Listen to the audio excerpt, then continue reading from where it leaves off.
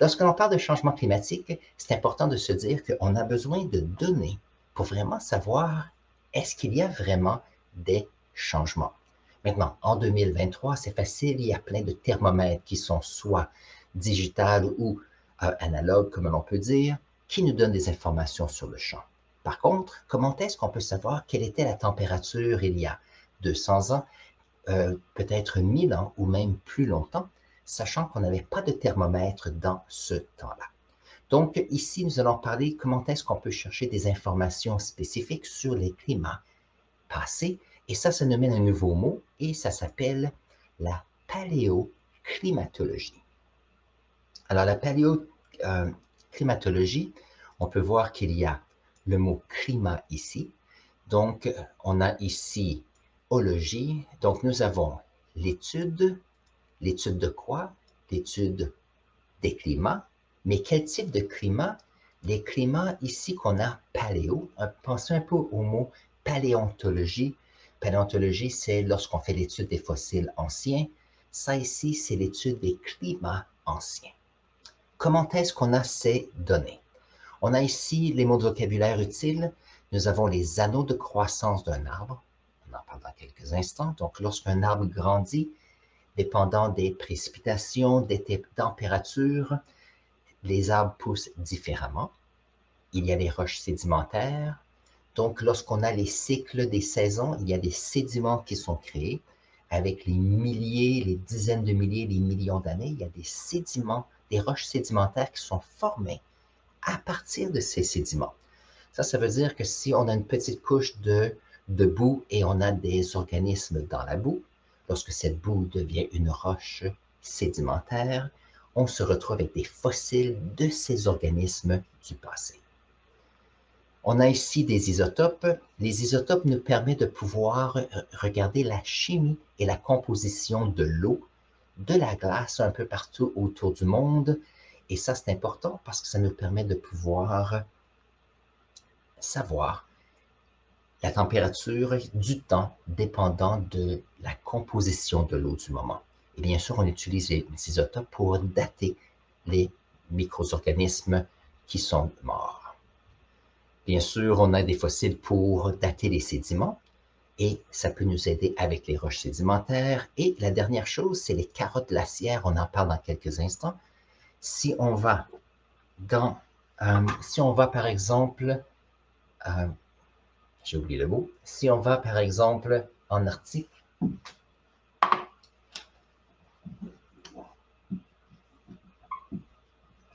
si on, peut-être montrer ça un petit peu.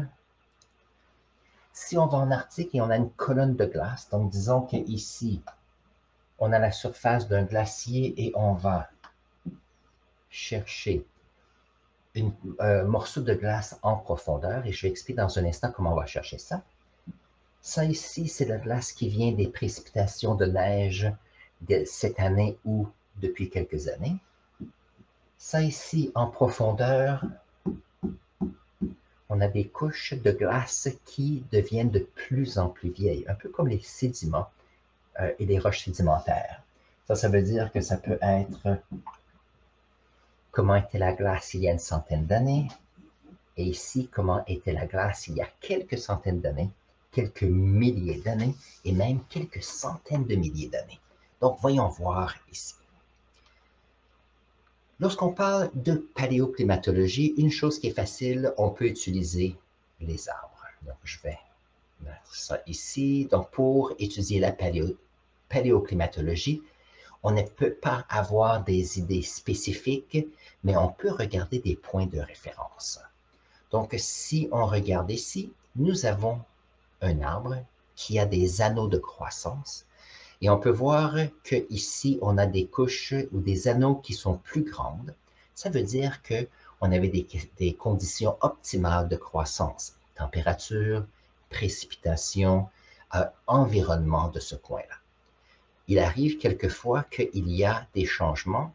Alors ici, on peut voir peut-être qu'il y avait moins de compétition ici pour la pousse.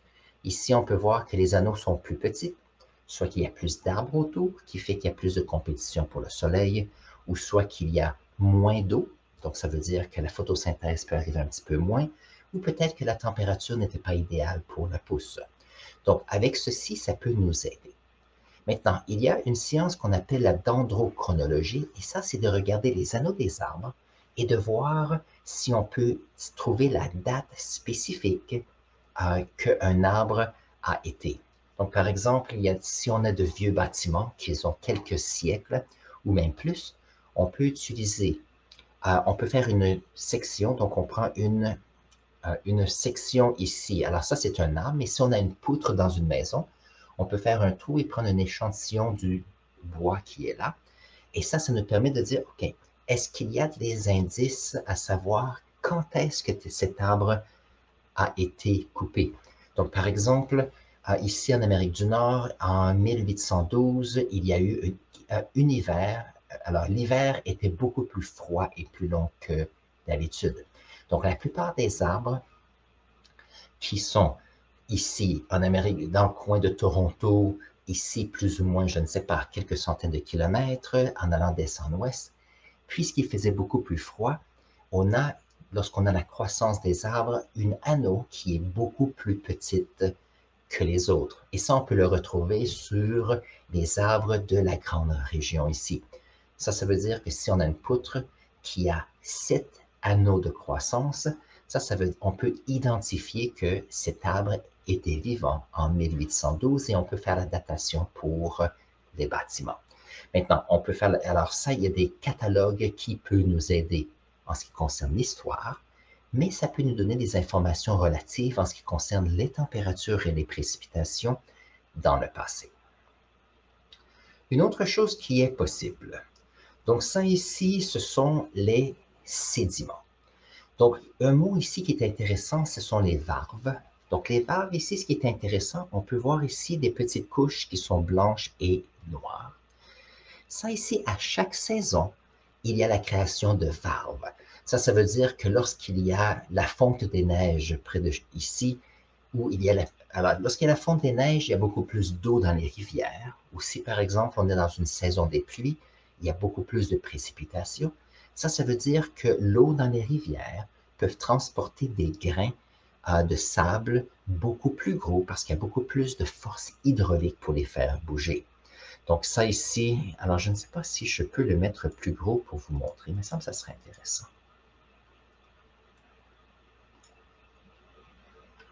Voilà.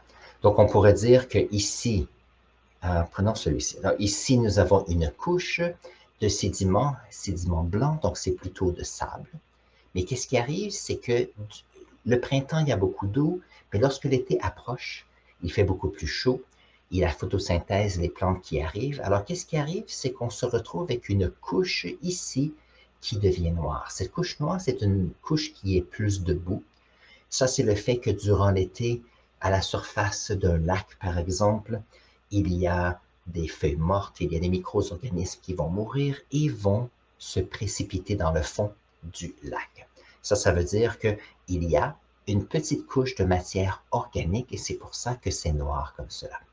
L'année suivante, il y a la fonte des neiges ou la saison des pluies qui arrive, qui emmène une nouvelle couche de sédiments plus grands, de sable, et on a ici l'été et l'automne avec la matière organique. Et ceci nous donne une couche de différentes choses. Donc ici, on peut avoir, alors ici, on a la couche 1086, 1085. Alors c'est possible ici de savoir ce qui se passait dépendant de la couche, de l'épaisseur de la couche, ça nous donne des idées sur la quantité de neige ou de pluie qu'il y a eu au printemps, la longueur de la saison chaude, est-ce qu'il y a eu la chance d'avoir s'il y a une bonne saison de croissance, il y a eu beaucoup de matière organique et donc on a des couches d'humus qui sont plus grandes. Donc ça, c'est intéressant de ce côté-ci. Et bien sûr, à l'intérieur de ces couches, il y a des petites feuilles qui peuvent se retrouver, des petits micro-organismes qui vivent dans la boue. Et ça, qu'est-ce qui arrive? C'est que si on a une roche qui contient un type spécifique de plante, donc par exemple, si nous avons, je ne sais pas, on vient d'Amérique du Nord ici, il y a des érables, par exemple, et qu'on prend une roche sédimentaire et qu'on la coupe et on remarque une feuille d'érable à l'intérieur de la roche sédimentaire, à ce moment-là, on peut se dire que l'environnement dans lequel cette roche a été créée était propice pour avoir des arbres feuillus, et donc ça permet d'avoir aussi une compréhension de ce qui se passait point de vue organique, les plantes et les animaux. Et ça aussi, ça aide avec l'étude des plaques tectoniques, parce que si on regarde, je me rappelle lorsque j'étais à Montréal, sur le Mont-Royal, donc la montagne qui est dans le centre de la ville de Montréal, a des roches sédimentaires qui montrent des varves comme ceci. Et chose intéressante, si on regarde à l'intérieur de ceci, il y a des vestiges de plantes et de coraux même qui devraient seulement exister près de l'équateur. Ça veut dire que lorsque les sédiments ont été créés à la ville de Montréal ou le continent ou la partie de roche se retrouvait plus près de l'équateur et les plaques tectoniques l'ont fait monter vers le nord. Donc, ce sont des études de ce qui s'est passé dans le temps, bien sûr. Et on se retrouve ici avec un exemple de roche sédimentaire. Et puis, alors, avec les millions d'années, les sédiments redeviennent des roches. Donc, on peut utiliser les roches pour étudier les températures et les climats passés. Les sédiments ici, on peut savoir depuis quelques milliers d'années, avec les roches sédimentaires depuis plusieurs millions d'années. Pour ceux qui aiment la géologie, il y a alors vous vous rappelez, on parle souvent, il y a 65 millions d'années, il y a eu l'extinction des dinosaures. Alors, la théorie, c'est qu'il y a un astéroïde qui est arrivé, qui a ébranlé notre planète et les infrastructures. Il y a eu un temps où il y a eu de la poussière dans l'atmosphère, ça veut dire qu'il y a eu beaucoup moins de plantes, et donc il y a eu beaucoup d'animaux qui sont morts. Chose intéressante, alors ce n'est pas la photo ici, mais il y a à travers le monde, dans les roches sédimentaires, des vestiges de ces décennies où c'était beaucoup plus difficile, même des siècles où il y avait peu de sédiments. Et puis, c'est pour ça qu'on sait que cet événement qu'il y a eu lieu il y a 65 millions d'années, qu'on retrouve des vestiges dans les roches sédimentaires presque partout sur la planète, ça nous montre que c'est un événement qui était global. Donc ça, c'est intéressant de ce côté-ci. Voyons voir si je peux continuer avec d'autres choses intéressantes. La paléontologie. Donc ça, c'est un autre... Alors, paléoclimatologie, voilà, le niveau des mers et des océans. Donc, chose intéressante, nous savons que si nous avons une petite planète, voyons voir, on va changer de mettre ceci. Si on a notre petite planète ici, nous savons qu'à l'équateur, c'est là qu'il fait le plus chaud. Voilà, l'équateur qui est ici. Au pôle Nord, ici, on a l'Arctique, l'Antarctique. Puisqu'on est au pôle, il y a beaucoup de glace. Ça veut dire qu'il y a eu de l'évaporation près de l'équateur, et avec les mouvements atmosphériques, avec les milliers d'années, millions d'années, on se retrouve avec des précipitations sur les pôles Nord et pôle Sud. Ça veut dire qu'il y a évaporation ici, précipitation au nord. Et on sait qu'il y a eu des ères glaciaires où la glace descendait sur le continent ici, l'Europe et l'Amérique du Nord. Mais ça c'est intéressant parce que si nous avons, par exemple, une période glaciaire avec des glaces sur le continent, ça veut dire qu'il y a eu l'évaporation des océans, et donc le niveau des océans était beaucoup plus bas lorsqu'il y avait beaucoup de glace sur les continents. À la fin de la dernière ère glaciaire, lorsque la glace a fondu, on a le niveau des océans qui a monté. Maintenant, nous savons qu'on a ici au Groenland, on a des glaces qui sont sur la Terre. Lorsqu'il y a ces glaces qui fondent, on a une quantité d'eau qui retourne dans les océans. Donc, possibilité d'augmenter le niveau. L'autre façon aussi, c'est que puisqu'on a une augmentation des volumes d'eau, pensez à la quantité de kilomètres cubes d'eau qu'il y a sur la planète. Donc, si on a une augmentation de 0,1 degré Celsius, l'ensemble des molécules d'eau bouge un petit peu plus, donc il y a une expansion thermique qui arrive aussi. Donc, ce sont des... Alors, nous, ce qu'on remarque, c'est qu'il y a une augmentation des niveaux de la mer, et donc, ça veut dire qu'à quelque part, il y a un réchauffement, et on a de l'eau qui arrive. Continuons ici avec mes deux graphiques. Alors, le niveau de la mer ici, donc on peut remarquer ça ici, ça va jusqu'en 2010 à peu près, ou 2015. On a ici, on a pris le niveau de la mer en 1880 à peu près, et on a remarqué que c'était assez stable. Maintenant, on peut voir qu'il y a des changements, bien sûr, avec les années, et c'est des choses qui arrivent. Mais lorsqu'on regarde la moyenne ici des niveaux de la mer, on peut remarquer qu'il y a près peut-être 17-18 cm de plus sur les niveaux des mers. Vous dites, ça ne semble pas beaucoup. Par contre, si on a la majorité des humains vivent près des côtes où il y a des océans, donc qu'est-ce qui arrive? C'est que s'il y a une augmentation du niveau, ça peut être difficile. Et je vais montrer aussi un autre dessin à considérer.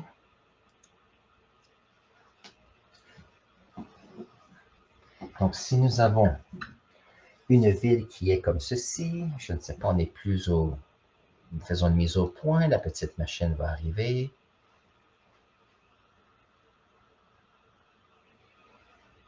Ça s'en vient. Ça prend juste quelques secondes de temps en temps. Il faut le voir. Sur le tableau blanc, des fois, c'est difficile. Voilà. Donc, si nous avons ici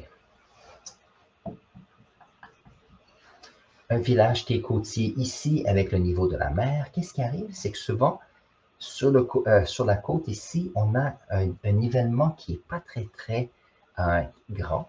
Ça veut dire que si on augmente d'une quinzaine de centimètres, on se retrouve avec de l'eau qui ne monte pas de 15 cm ici, mais va monter beaucoup plus. Et ça affecte bien sûr les infrastructures et les villes qui sont près des côtes.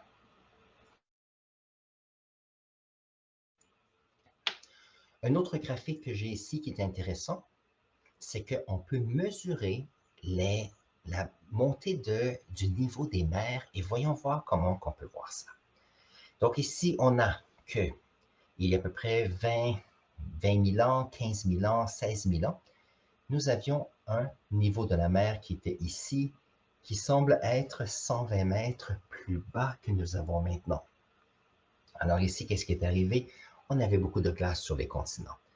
Lorsqu'il y a eu le réchauffement et qu'on a eu la fin de la glaciation il y a une dizaine de milliers d'années, qu'est-ce qui est arrivé? C'est que l'eau qui était conservée dans la glace sur les continents sont retournées aux océans et on a eu une augmentation ici des niveaux de la mer. Et on peut voir que les niveaux de la mer sont assez constants depuis ici 6 ou 8 000 années parce que la plupart ou tous les glaciers qu'il y avait sur les continents sont maintenant fondus. Maintenant, ici, on parle de mètres, bien sûr. Vous allez dire, comment est-ce qu'on peut savoir que le niveau des mers était si bas? Je vais vous montrer un autre exemple qui est utile.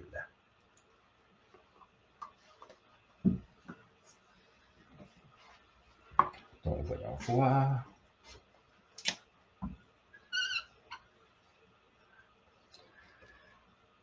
Voilà.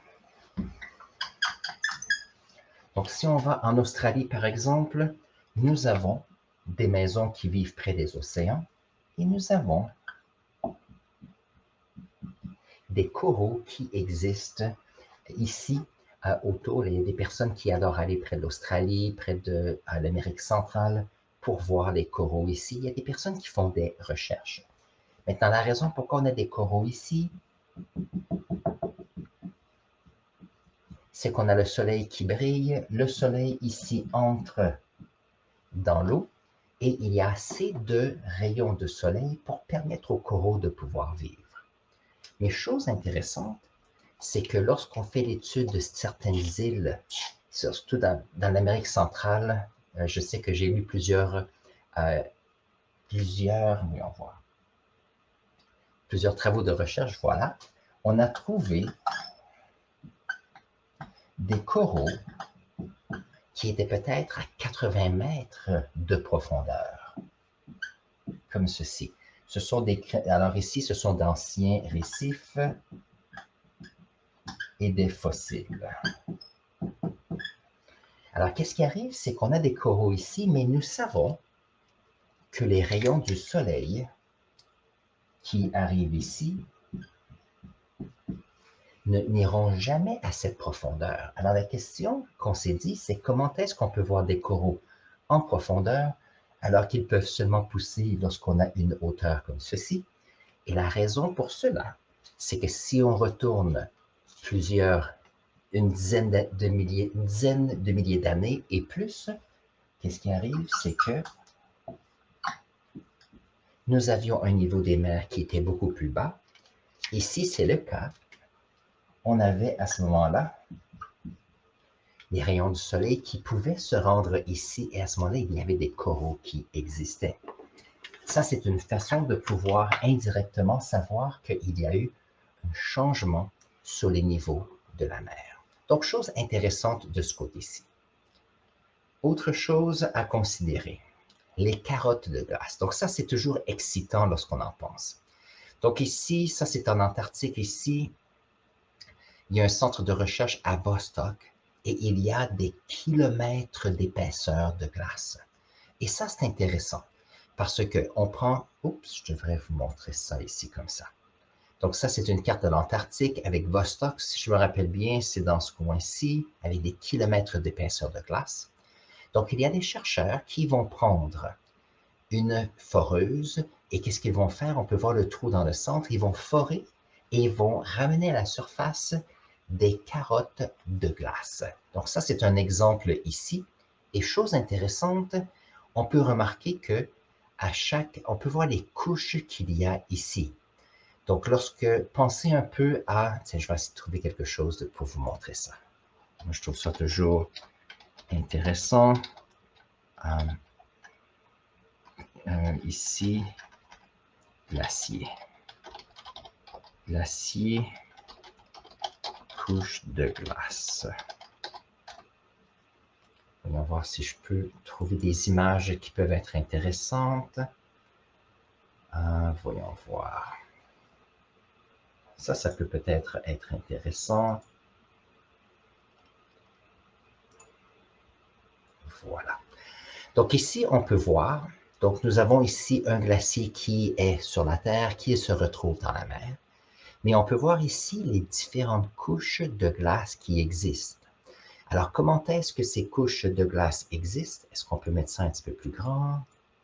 Non? OK. Donc, comment est-ce que ceci arrive? C'est que lorsqu'il y a durant l'hiver, il y a la précipitation de la neige qui fait qu'il y a une couche de neige qui existe. Nous savons que la neige est blanche et la raison pour cela, c'est que nous avons les rayons du soleil qui est de la lumière blanche qui entre et il y a la réfraction et la réflexion à l'intérieur de ces flocons de neige qui deviennent éventuellement de la glace. Alors, qu'est-ce qui arrive? C'est qu'on a de la neige qui est précipitée. Durant l'été, qu'est-ce qui arrive? Il fait plus chaud, donc la partie qui est au-dessus va commencer à fondre.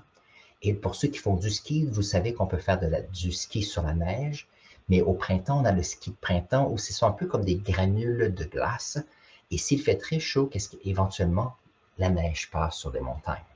Mais il y a beaucoup de glace et de neige qui sont tombées en Antarctique, par exemple. Donc, on a ici la couche de neige qui était peut-être, disons, 2 mètres, qui va devenir peut-être 1 mètre, qui va fondre et qui va peut-être même devenir plus mince. Et donc, on se retrouve avec des couches où c'est blanc, de la glace, et ici, ça devient beaucoup plus glacé. Ici, on a du brun. La raison, c'est que durant l'été, il y a du pollen, il y a de la poussière dans l'atmosphère qui se dépose. Donc, ici, on a une année de précipitation et d'été, et on peut voir qu'il y a une autre année ici, une autre année et une autre année. Donc, on peut voir les niveaux dans la glace ici. S'il fait beaucoup plus chaud que d'habitude, qu'est-ce qui arrive? C'est qu'on a peut-être 2 mètres de neige qui deviennent 1 mètre, et si ça fond tellement, ça peut que la couche va fondre complètement et même faire fondre le niveau inférieur. Et donc ça, c'est quelque chose qui est à considérer à long terme, bien sûr. Et donc on se retrouve ici avec les petits niveaux ici. Donc on a, d'après moi, le haut est vers la droite parce qu'on peut voir il y a la couche blanche et on a ici la glace qui a été fondue par rapport à un été et on a maintenant une nouvelle couche ici de neige qui a tombé, qui est devenue de la glace. Maintenant, dans ces carottes de glace, il y a des choses intéressantes que l'on peut voir. Premièrement, il y a des petites bulles d'air. Les petites bulles d'air qui sont emmagasinées dans la glace nous donnent des informations sur la composition de l'atmosphère de ce temps. Ça veut dire la quantité d'oxygène, dioxyde de carbone, azote et même autre chose qui peut exister. Donc, la composition des petites bulles d'air nous donne des infos. L'autre chose, c'est la composition de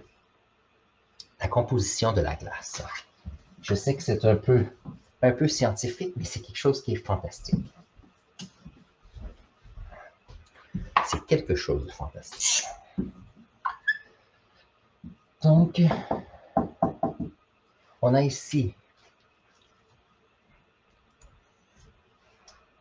l'océan. On va faire une mise au point. Voyons voir. Petit appareil. Voilà. Lorsqu'on a dans l'océan des molécules d'eau, qu'est-ce qui arrive? C'est qu'il y a dans les molécules d'eau des atomes d'oxygène avec 8 protons. Et la majorité des atomes d'oxygène ont une masse atomique de 16. Ça veut dire qu'il y a 8 protons et 8 neutrons. Par contre, il y a aussi un isotope d'oxygène, donc qui est l'oxygène 18. Ça veut dire qu'il y a toujours 8 protons, parce que les 8 protons donnent l'identité de l'oxygène. Mais ici, on peut remarquer qu'ici, il y a 10 neutrons. Tandis qu'ici, il y a 8 neutrons. Ça veut dire que les molécules d'eau qui ont l'isotope 16 sont beaucoup plus légères que les molécules qui ont l'oxygène 18. Alors ça, c'est quelque chose qui peut nous aider parce que si nous avons des saisons qui sont très chaudes ou des climats qui sont beaucoup plus chauds, qu'est-ce qui va arriver? C'est que ça permet aux molécules d'eau qui sont plus pesantes de vibrer beaucoup plus et donc on se retrouve dans l'atmosphère avec des molécules avec oxygène 18, des isotopes d'oxygène 18. Si la température est plus froide ou les climats sont plus froids, la quantité d'oxygène 18 va descendre dans l'évaporation. Ça veut dire que lorsqu'on est ici dans la composition de nos carottes de glace, si la concentration d'oxygène 18 est grande, ça veut dire qu'on avait des climats plus chauds parce qu'il y avait plus d'énergie. Si la quantité d'oxygène 18 descend, ça veut dire qu'on avait des climats plus frais. Ça, c'est une question de chimie, mais la chimie nous donne des données empiriques, des données spécifiques. Et ça fait partie des données que les scientifiques utilisent beaucoup pour les températures passées. Voilà. Autre chose, dans la glace, il y a certaines particules, par exemple le pollen. Dépendant des climats, les pollens peuvent être différents. Donc, si on a des pollens de fleurs exotiques, on a des climats plus chauds, bien sûr. On a ici les caractéristiques physiques de la glace. On vient d'en parler. Composition des bulles d'air, on en a parlé aussi. Et, tiens, justement, on a parlé de la composition de la glace. De la composition de la glace avec les isotopes d'oxygène. Je vais vous montrer un graphique, c'est intéressant. Donc ici, depuis 10 000 ans, avec les degrés, on peut remarquer, je vais le mettre plus grand, ça va être plus facile à voir. On peut remarquer qu'il y a eu un réchauffement de la température. Et ici, on a eu la fonte des glaces, il y a peut-être 10 000 ans, dernière glaciation. Et la température s'est stabilisée, bien sûr. Et on peut remarquer qu'il y a un nouveau haut ici en ce qui concerne les températures. On peut le remarquer chimiquement. Donc ici, température basée sur les isotopes et où on peut remarquer qu'il y a une augmentation. Ça ne veut pas dire qu'il n'a jamais fait aussi chaud sur notre planète. Il y a eu toutes sortes de changements de température. La seule chose, c'est qu'on remarque qu'il y a une augmentation rapide des températures. Ici, on peut voir, ça c'est fantastique c'est une longue section sur la paléoclimatologie, mais c'est intéressant. Ça ici, c'est changements de température depuis 400 000 ans basés sur les données que nous avons ici. Donc, nous avons ici des températures qui avaient baissé, et ça, on a eu notre dernière ère glaciaire, et où les températures ont augmenté, et c'est là que nous sommes ici. Et on peut voir que avant la dernière glaciation, il y a eu un moment où il faisait très chaud aussi, il y a à peu près 125 000 ans, mais on peut remarquer que les glaces nous donnent le fait qu'il y a eu une glaciation il y a 150 000 ans, une autre 250 000 ans, un autre à 350 et un autre à 425. Donc il y a des cycles ici. Il y a des cycles naturels où il y a des cycles de glaciation et des cycles où il fait beaucoup plus chaud. Et la question, c'est est-ce que les humains font qu'il y a des changements plus rapides que des changements naturels? Alors ici, un autre point, il y a plusieurs personnes qui disent quelquefois que si nous regardons le Soleil a des taches solaires qui font qu'il y a des changements sur la quantité d'énergie produite par le Soleil. Par contre, ce sont des cycles que l'on peut mesurer et c'est vrai que le cycle solaire nous donne des changements sur la température, mais ce ne sont pas, d'après ce qu'on a vu, des changements qui sont sur plusieurs dizaines de milliers d'années, mais des cycles de 7 à 8 ans, et c'est quelque chose que l'on peut étudier, bien sûr. Donc ici, voilà. Donc on remarque sur le graphique ici qu'il y a les différentes taches solaires qui ont changé. Donc à tous les 7 ans, on peut voir qu'il y a des cycles qui reviennent. On a ici la température qui augmente depuis un siècle, un petit peu plus qu'un siècle, et on peut voir qu'il y a une quantité de CO2 qui monte en même temps. Et c'est pour ça qu'on se dit que qu'est-ce qui est arrivé depuis une centaine d'années qui fait qu'il y a une augmentation rapide ici depuis 50 ans? La seule variable que l'on peut voir, ce sont les humains. Parce qu'on peut voir qu'il y a une augmentation de température, augmentation de CO2, et on a peu ou pas d'augmentation sur l'activité solaire. Donc, c'est vrai que ça peut être une idée, mais est-ce que c'est la seule idée? Ça, c'est une excellente question. Et ça, je pense, c'est la dernière chose qu'on va discuter aujourd'hui sur les changements de climat passés. Je pense que oui. Alors, très bien. Alors, lorsqu'on parle de climat, ce n'est pas quelque chose qui est facile parce qu'il faut considérer le fait qu'il y a plusieurs choses qui se sont passées il y a des dizaines de milliers d'années, des centaines de milliers d'années qui semblent revenir de façon cyclique.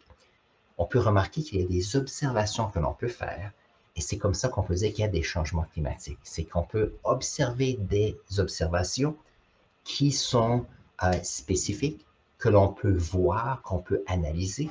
Et c'est pour ça que les scientifiques nous disent maintenant qu'il y a une augmentation globale des températures. Si vous avez appris quelque chose d'intéressant aujourd'hui, n'oubliez pas de vous abonner à notre chaîne. Si vous avez des questions supplémentaires, mettez-les dans la section commentaires. Ça me fait toujours plaisir de les lire et les utiliser pour faire nos prochaines vidéos.